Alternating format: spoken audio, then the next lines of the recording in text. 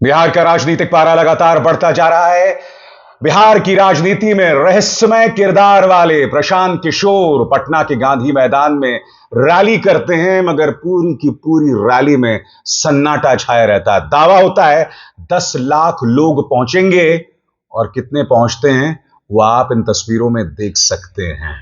दूसरी तरफ राहुल गांधी के बाद जिन्होंने नौकरी के मुद्दे पर बिहार की जमीन पर अब से ठीक एक हफ्ते पहले कदमताल की थी, अब पार्टी के नेता कन्हैया जोर आजमाइश कर रहे हैं।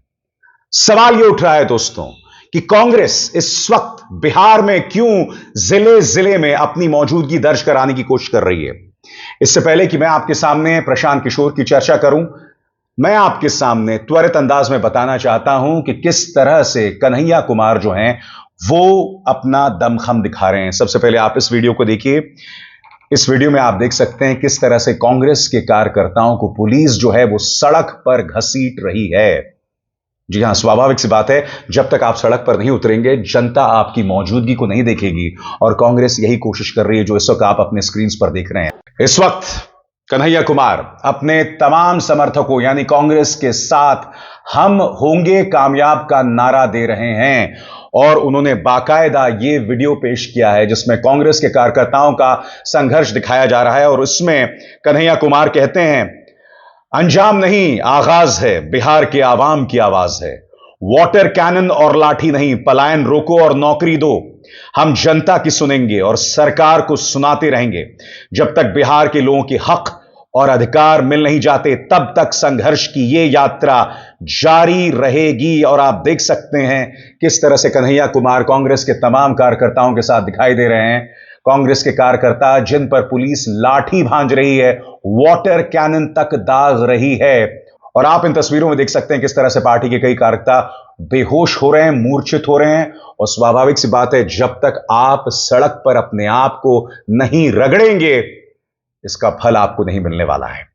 मगर आपके जहन में सवाल होगा कि तेजस्वी यादव के साथ उनका क्या तालमेल है, क्योंकि समानांतर तौर पर तेजस्वी भी जमीन पर है। जी हां, वो बिहार की बिगड़ती कानून व्यवस्था पर नीतीश कुमार और भाजपा की पोल खोल रहे हैं। वो कह रहे हैं कि जब हम सत्ता में आएंगे तो नौकरी वाली सरकार जो है वो सत्ता में आएगी। क्या कह रहे हैं तेजस्वी यादव, उसकी चर्चा कुछ देर बाद। मगर देखिए किस तरह से कन्हैया कुमार कांग्रेस के कार्यकर्ताओं के साथ पुलिस थाने के अंदर हल्ला बोल का नारा दे रहे हैं। देखिए।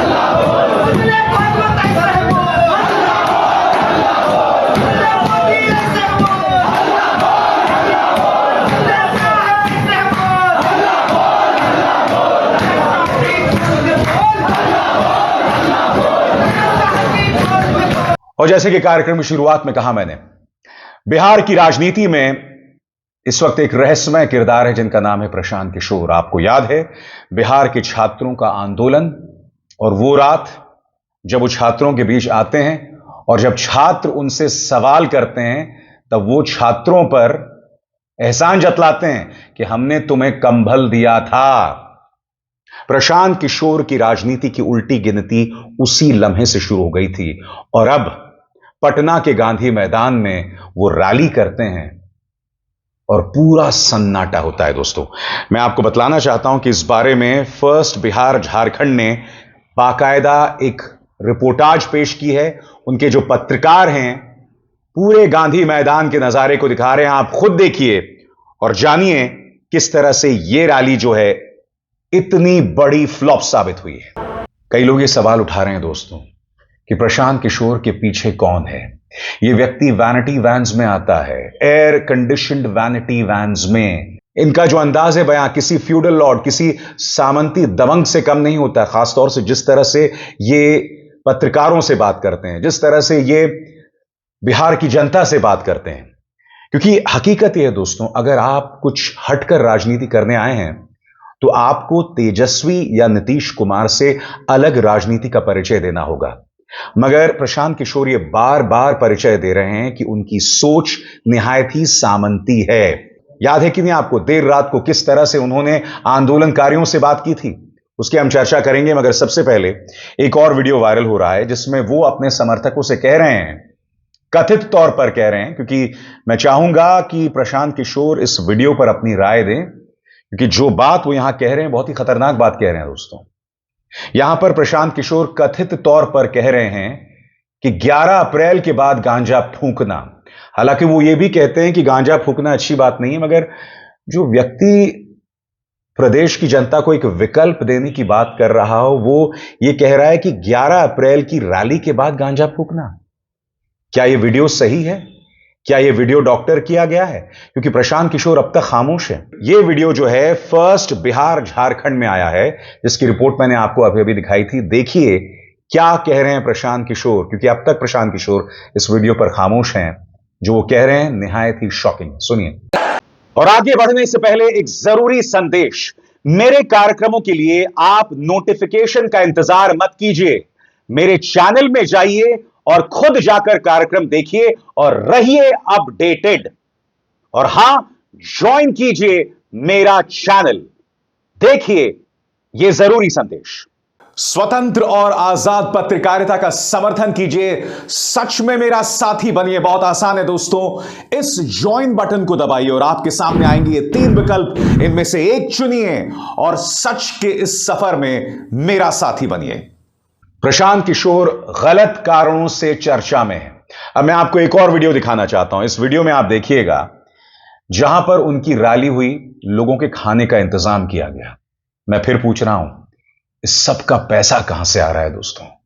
राजनीति के हमने कई मॉडल्स देखे, मगर यह राजनीति का वो मॉडल है जिसमें पारदर्शिता की सख्त कमी है। यह पैसा दरअसल आ कहां से रहा है, बताइए साहब। और इस रिपोर्ट पर एतबार किया जाए तो पॉकेट मारू की चांदी हुई पड़ी थी। सही सुना आपने, जो लोग वहां पहुंचे हुए थे, बीच में आपराधिक तत्व जो हैं वो भी पहुंच गए और पॉकेट मारी जोर से जो है शुरू हो गई। अपने सामने उस भीड़ को देखते हुए, या ये कहा जाए भीड़ की कमी को देखते हुए, प्रशांत किशोर ने मानो हथियार डाल दिए हैं। क्योंकि मीडिया रिपोर्ट्स के मुताबिक प्रशांत किशोर कहते हैं, प्रशांत किशोर, गांधी मैदान ने भी कह दिया पीके अब बस करो, बदलाव रैली बनी सबसे बड़ी हार, खत्म हो गई प्रशांत किशोर की राजनीति। प्रशांत किशोर रैली, प्रशांत किशोर की बिहार बदलाव रैली गांधी मैदान में बुरी तरह फ्लॉप रही। 10 लाख लोगों के जुटाने का दावा करने वाले पीके मंच पर आए तो मैदान खाली था। जनता से माफी मांगते हुए उन्होंने सीधे नीतीश कुमार पर आरोप लगाया। प्रशांत ने कहा कि ये जो लोग नहीं पहुंचे इसके जिम्मेदार नीतीश कुमार हैं। ये बात तो समझ के परे है, क्योंकि नीतीश कुमार, या ये कहा जाए भाजपा, चाहेगी कि आप मजबूत हों ताकि आप विपक्ष के वोट काटें। तो फिर आपकी रैली के लिए नीतीश कुमार जिम्मेदार कैसे हैं? इस पूरे मामले को समझिए। प्रशांत किशोर ने पटना के गांधी मैदान में 10 लाख लोग जुटाकर बदलाव रैली करने और बिहार की सत्ता पर काबिज होने का दावा किया था, लेकिन इस रैली में उनकी हवा निकल गई, जैसा पहले किसी नेता की नहीं निकली होगी।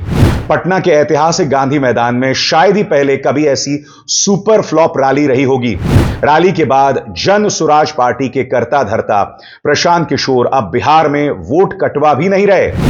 आज की इस तस्वीर को देखने के बाद यह अधिकार भी उनसे जाते हुए दिखाई पड़ रहा है। प्रशांत किशोर गांधी मैदान आए, 2-3 बातें कही, जनता से माफी मांगी और कहा अगर हम विफल हुए तो इसके पीछे मुख्यमंत्री नीतीश कुमार का हाथ है। लाखों लोगों को गांधी मैदान आने से रुका। प्रशासन ने जानबूझकर गाड़ियों पर रोक लगाई जिससे लोग नहीं पहुंच सके।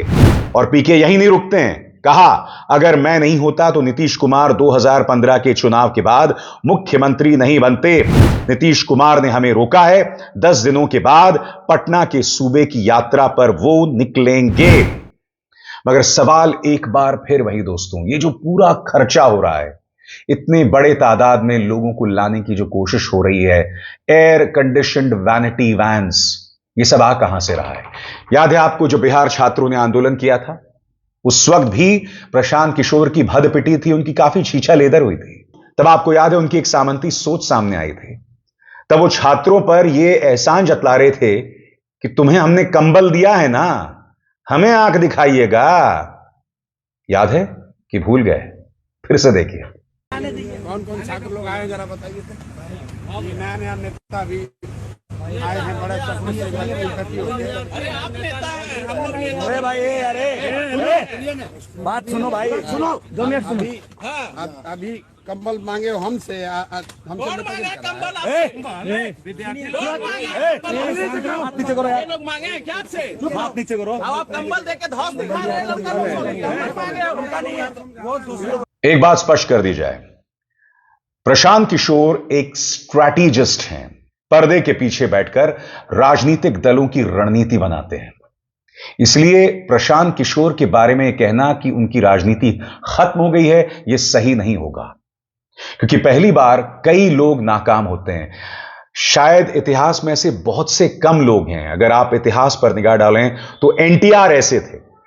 एनटीआर पहला चुनाव लड़ते हैं और शानदार जीत मिलती है। अरविंद केजरीवाल पहला चुनाव लड़ते हैं और सेकंड लार्जेस्ट पार्टी के तौर पर सामने उभर कर आते हैं, और फिर उसके बाद आपको याद है 67 और फिर 63 सीटें। तो अरविंद केजरीवाल और एनटीआर ऐसे 2 चेहरे थे जिन्हें शुरू से ही सफलता मिली।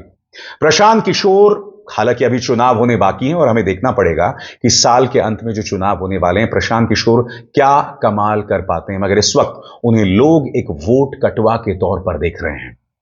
इस बात को तेजस्वी भी समझते हैं। यही वजह है कि उनकी पार्टी अक्सर प्रशांत किशोर की धज्जियां उड़ाती रहती है। हालांकि तेजस्वी यादव डायरेक्टली, प्रत्यक्ष तौर पर कभी प्रशांत किशोर पर बयान नहीं देते हैं। उनका निशाना भाजपा और नीतीश कुमार पर है, और उन्होंने एक बार फिर एक रैली की जहां उन्हें शानदार प्रतिक्रिया मिली। बकौल तेजस्वी यादव, अब हमें खटारा सरकार नहीं चाहिए, नौकरी वाली सरकार चाहिए। सुनिए क्या कह रहे हैं तेजस्वी। 15 साल पुराना अगर गाड़ी हो जाला तो सरकार अनुमति ना देवेला चलावेला। काहे कि गाड़ी खटारा हो जाला और धुआं छोड़ने लगेगा,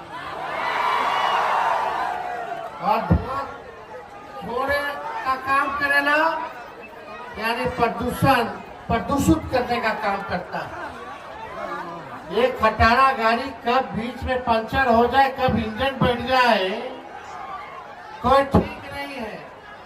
तो जब सरकार खटारा गाड़ी के 15 साल के अनुमति ना देवेला, तो बिहार की जनता भी खटारा 20 साल पुरानी सरकार नहीं देखना चाहती है। बिहार का विकास का रफ्तार कहाँ चलेगा खटारा गाड़ी? सबसे अजीबोगरीब बात दोस्तों, बिहार में हर गुजरते दिन के साथ लॉ एंड ऑर्डर बद से बदतर हो रहा है। एनडीए गठबंधन से जुड़े नेताओं के परिवार वालों को गोलियां मारी जा रही हैं, मगर आप जानते हैं इस पूरे मामले में कोई मीडिया बिहार सरकार से सवाल नहीं कर रहा है, कोई जंगलराज शब्द का इस्तेमाल नहीं कर रहा। आपको याद होगा एक औरत को मौत के घाट उतार दिया गया था, उसके पांव में कीले ठोक दिए गए थे। उस तस्वीर ने किस तरह से सेहरन पैदा की थी। और ये इकलौती तस्वीर नहीं है, क्योंकि तेजस्वी लगातार लॉ एंड ऑर्डर का मुद्दा उठा रहे हैं। सुनिए उन्होंने कानून व्यवस्था पर क्या कहा, और तेजस्वी ऐसा क्यों कह रहे हैं। आपके सामने एक एक करके 6 मिसालें।